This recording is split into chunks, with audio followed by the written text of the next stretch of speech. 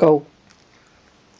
The Papisher and the Prod by James Young. I was born and reared on Sandy Row, a loyal orange prod. I stood for good King William, that noble man of God. My motto no surrender, my flag the Union Jack. And every 12th I proudly marched to Kearney and back. A loyal son of Ulster, a true blue that was me. Prepared to fight, prepared to die for faith and liberty.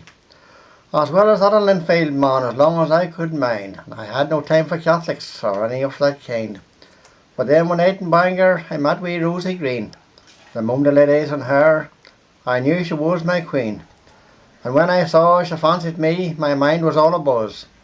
I clean forgot to ask what her religion was. The next time that we met, I told her I'm a prod, staunch and true. She says, I am a Catholic, and just as staunch as you. The words were harsh and bitter, and suddenly like this, the generations of hatred were forgotten in a kiss. I knew our love would only bring us trouble and distress, but nothing in this world would make me love with Rosie less. I saved up a bit of money as quickly as I could. I asked if she'd marry me, and God, she said she would. Then the trouble really started. Her folk got raving mad, and when I heard about it, they were twice as bad. My father said from this day on he'd hang his head in shame, and by a strange coincidence, her father said the same. My mother cried her eyes out and said I'd rue the day that I let a Papish hussy steal my loyal heart away. And Rosie's mother said, when she recovered from the blow, I'd rather have the devil than a man from Sandy Row. We were married in a parish church the other side of town. That's how Rosie wanted it, and I wouldn't let her down. The priest was very nice to me, he made me feel at home. I think he pitied both of us, our families didn't come.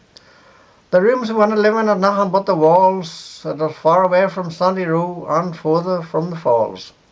But that's the way we wanted it. Both of us knew well that back among the crowd we knew our lives would just be hell. But life out there for Rosie was lonely, I well knew, and of course we had a wee religious differences too.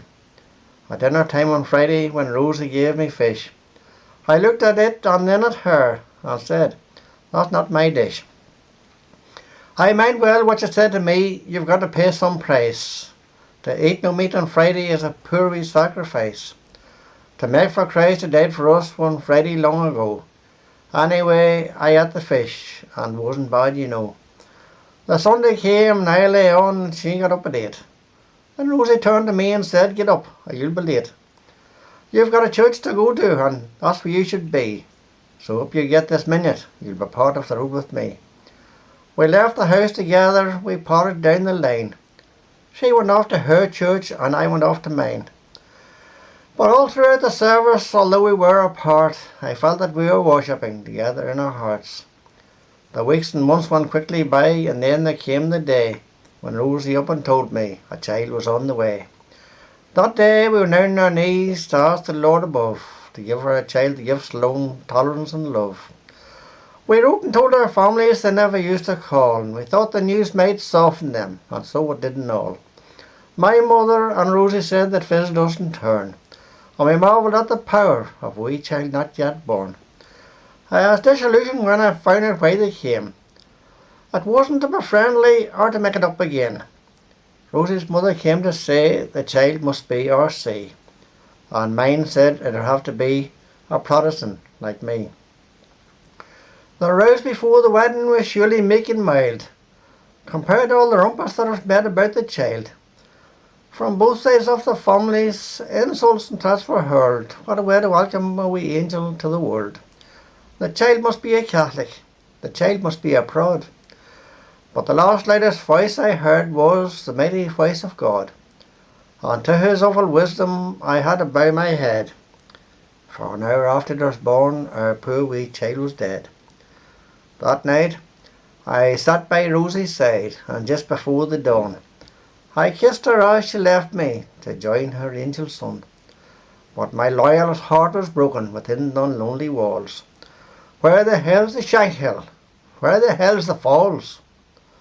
But that was many years ago, long years of grief and pain, when I'd have given all I had to see her face again. But my loneliness is over now, I'll see her soon I know.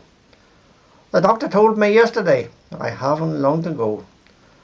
And when I go up yonder, he'll let me in I hope. If he asks me who I'm for, King Billy or the Pope, I'm going to take no chances, I'll tell him straight and fair, that I'm a loyal Ulster Protestant, but love the Papisher. And one way or the other, I know he'll let me through.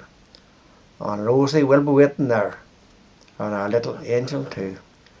Then the child will lead us, the Papish and the prod, up the steps and into the house of God, the Papish and the prod. By Johnny McKearney from Carlin, Dungannon. Thank you. Thank you.